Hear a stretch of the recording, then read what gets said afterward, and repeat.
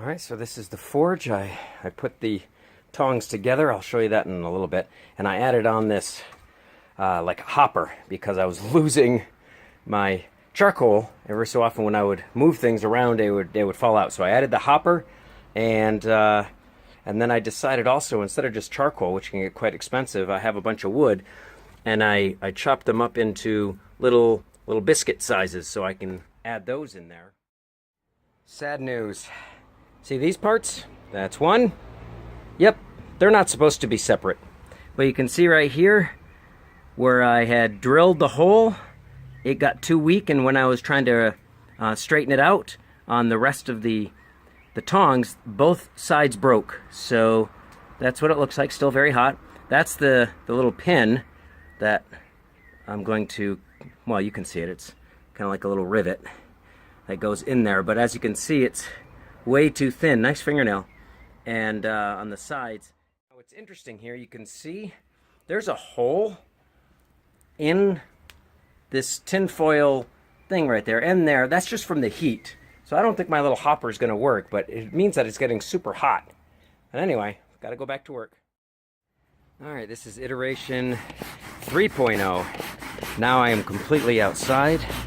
I've got the bread basket. You can see it's in here with the tube coming through here.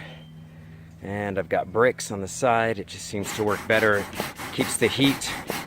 And this is what it looks like when it's, see, it's nice and orange glow. I'm gonna put it in there for a little bit longer. All right, here is the finished product. There are my tongs. Look at that. Yep, I gotta do some bending tomorrow. They don't match up right, but look at that little rivet guy in there. Let me put it down here.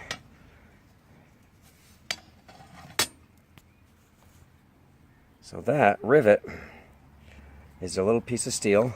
I used the ball peen hammer, bonk, bonk, bonk, bonk, to round the edges. And tomorrow I will twist these a little bit.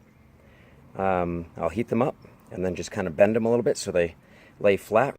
Here is the, it's about a 1/4 inch steel rod that I cut about 3/4 of an inch. And then that is my my pin there. Here are the tongs. I put them into shape here, so now they line up there. One's a little bit longer than the other, but I'm going to keep it like that. I first had to adjust the rivet there. It was a little loose, so I pounded that a little bit more to make these a little bit tighter. You can see I bent this both sides there so it would fit nicely in one hand. And so I got it nice and red hot, and right now you can see oh, and I just made this poker. Very simple, crude, but I kind of flattened it on all 4 sides there, made it a tiny bit of a point. Don't need it to be a dagger here.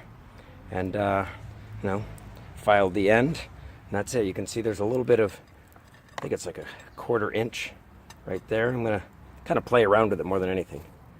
But anyway, and I put it in this bucket of water and hardened the steel. So I'm learning.